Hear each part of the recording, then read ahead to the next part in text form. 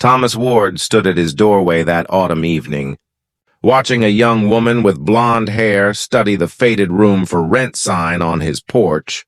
She couldn't have been more than 20, clutching a notebook against her red sweater. Her backpack sliding off one shoulder. Thomas was 48, a single father who'd raised his daughter Emma alone after his wife passed when Emma was just 5. Now Emma was away at medical school, and the house felt too empty, too quiet. The Bills didn't care about empty rooms, though. "I'm looking for a place to stay," the young woman said, her voice soft but steady. "I'm Sophia, a junior at the university." Thomas noticed her worn sneakers, the careful way she held herself. "It's just a small room," he said gently. "Nothing fancy, but it's clean and warm. That's all I need," Sophia replied. Something in her eyes reminded him of Emma when she was younger. That mix of determination and uncertainty. He quoted her a price far below market rate. Sophia's eyes widened. "Are you sure?" "That seems too low." "I'm sure," Thomas said. "I remember what it's like to struggle through college." What Thomas didn't know was that Sophia Hamilton was the daughter of Richard Hamilton, one of the wealthiest tech moguls in the state. She'd left her family's mansion 6 months ago after a fierce argument with her father about authenticity and privilege. She wanted to finish college on her own terms, to understand how most people actually lived. The first week passed quietly. Thomas left for his job at the hardware store before dawn, and Sophia studied late into the night. He noticed she ate mostly ramen and peanut butter sandwiches one evening. He knocked on her door. "I made too much pot roast," he said, which wasn't exactly true. "Would you help me finish it?" Sophia hesitated, then smiled. "I'd love to." They ate dinner together, and Thomas found himself talking about Emma, about the challenges of raising a daughter alone, about working 2 jobs to pay for her education. Sophia listened with an intensity that surprised him. "You must be very proud," she said quietly. "I am," Thomas replied, "but I worry I didn't do enough." "I think Emma is lucky," Sophia said, her voice catching slightly. "Some parents give their children everything except what matters most." Thomas didn't press her to explain over the following weeks. A routine developed.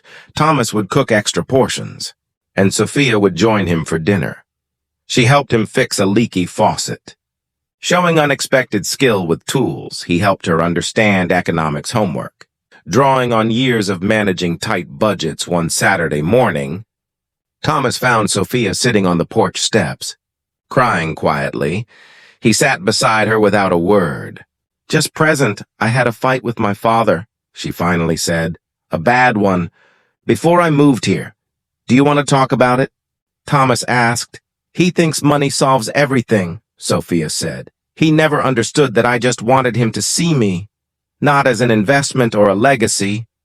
Just as his daughter, Thomas was quiet for a moment. "My Emma once told me that the best gift I ever gave her was showing up. Even when I was exhausted, even when I didn't have the answers." "Did your father show up?" Sophia asked. "Not the way you needed him to," Thomas said gently. "But maybe he doesn't know how, and maybe that's worth exploring when you're ready." November came with its first snow. Thomas noticed Sophia had developed a persistent cough. She insisted she was fine, but he saw her shivering despite layers of clothing. Her heater had broken, and she hadn't mentioned it. Thomas spent his Saturday fixing it, then brought her homemade chicken soup. "You didn't have to do this," Sophia protested. "Yes, I did," Thomas said simply. "That's what family does." Sophia's eyes filled with tears. "You barely know me." "I know enough," Thomas replied. "I know you're working hard, trying to find your way, and that takes courage." The following week, Sophia's father appeared at the door. Richard Hamilton was an imposing man in an expensive suit. His expression stern. "I'm here for my daughter," he announced. Thomas invited him in, offered him coffee. Richard refused, his jaw tight. "Sophia," he called out. "We're leaving." Sophia emerged from her room, her face pale. "I'm not going back." "Dad, this is ridiculous," Richard said. "Living in this tiny room, eating cheap food, pretending to be someone you're not." "I'm not pretending," Sophia said. For the first time, "I'm being exactly who I am." "And who is that?" Richard demanded. "Someone who understands what really matters," Sophia replied. "Glancing at Thomas, Mr. Ward has been more of a father to me in 2 months than you've been in years." The words hung in the air like broken glass. Richard's face flushed. "I gave you everything, except yourself," Sophia said quietly. Thomas stepped forward. "Mr. Hamilton, if I may." "I think Sophia is saying she needs connection more than she needs comfort." Richard turned to him sharply. "What would you know about raising a daughter?" "Only what 23 years of trying taught me," Thomas said calmly. "That love is measured in presence, not presence.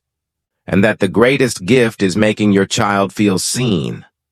Richard's anger seemed to deflate. He looked at his daughter. "Really looked at her, perhaps for the first time in months. I didn't know how," he said finally, his voice rough. "After your mother died, I threw myself into work because I didn't know how to deal with the grief. And I forgot that you were grieving too." Sophia's expression softened. "I just needed my dad." "I'm here now," Richard said. "If you'll teach me how to do this better." Thomas quietly excused himself, giving them privacy. An hour later, Sophia knocked on his door. "Thank you," she said. "You helped my father understand something I couldn't explain." "You did the hard work," Thomas replied. "You had the courage to ask for what you needed." Sophia hugged him tightly. "I'm going to spend Thanksgiving with my father. Work on rebuilding our relationship, but I'd like to stay here through graduation. If that's okay?" "Your room will be here," Thomas assured her that Christmas. Thomas received an envelope with no return address. Inside was a check that would cover Emma's remaining medical school tuition and a handwritten note. "You gave my daughter something money can't buy. Understanding and compassion. Please allow me to help yours pursue her dreams with gratitude. Richard Hamilton." Thomas called Richard immediately. "I can't accept this." "Consider it a loan, then," Richard said.